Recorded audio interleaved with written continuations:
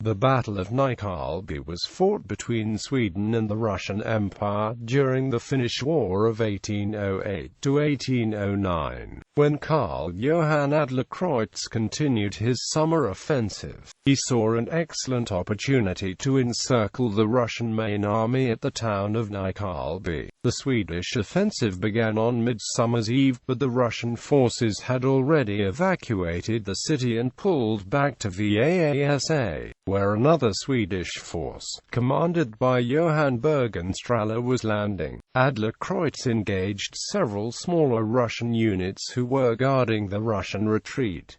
The Russians were led by Yankovich. He pulled back over the bridge in the town center, and then burned the bridge. On the way to Vaasa they encountered a smaller Swedish unit led by Major Carl von Otter, and a small battle ensued. The Swedes decided to stop in Nykarleby to celebrate Midsummer while the Russian troops were retreating. The inhabitants generously offered food and drinks to the Swedish army. Legend says that Georg Karl von Dobeln, who was marching in front of the Pori regiment, became so angry when he saw the Russians retreat after having burned the bridge, and that the surprise attack had failed, that he ran out in the river Loi followed by his regiment. He had then been close to drowning and his men had to rescue him. The Battle of Nykarleby was to become a relatively bloodless battle. The Swedes won a small victory at Nykarleby, but the ensuing festivities delayed the march to the south in such a manner that they couldn't support the Swedish landing force in Vaasa.